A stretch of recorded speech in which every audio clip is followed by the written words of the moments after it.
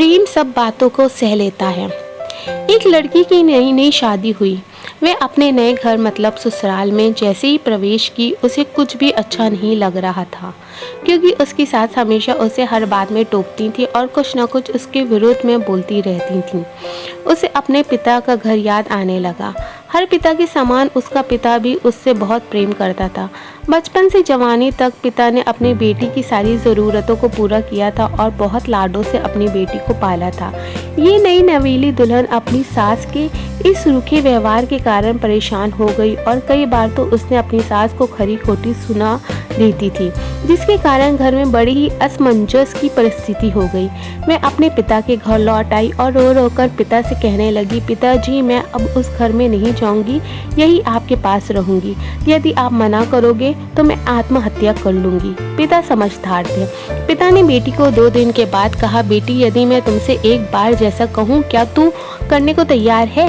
यदि तू उसके बाद भी कहेगी कि तू इस घर में मेरे साथ रहना चाहती है तो कोई बात नहीं। बेटी ने पिता से कहा, कहिए, लेकिन याद रखना ये अंतिम बार होगा कि मैं उस घर में जाऊंगी।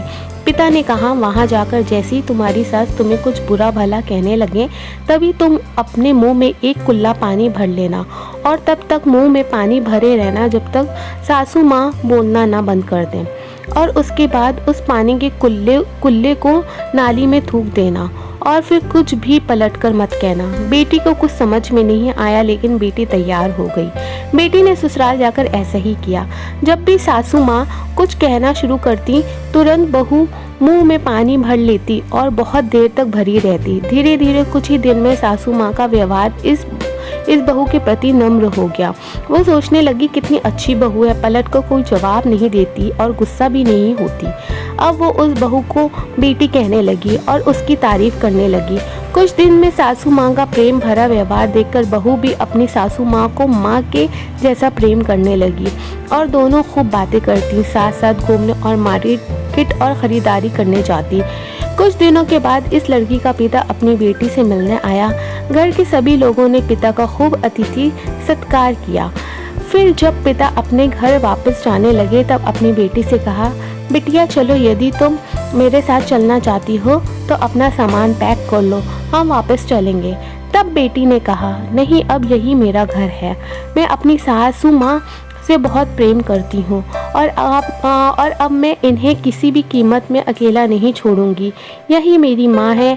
पिताजी अपनी बेटी की इन बातों को सुनकर और सास बहू के अटूट प्रेम देखकर बहुत खुश हुए और बेटी को बहुत आशीष देकर खुशी खुशी घर लौट आए।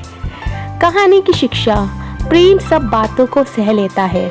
रिश्ते बनाना आसान है, निभाना कठिन, लेकिन जो रिश्ते निभाना जानते हैं वही लोग सही मायने में सच्चे प्रेम करते हैं। आप इस सास बहू की मज़ेदार कहानी से क्या शिक्षा पाई है कमेंट में ज़रूर लिखिएगा। धन्यवाद।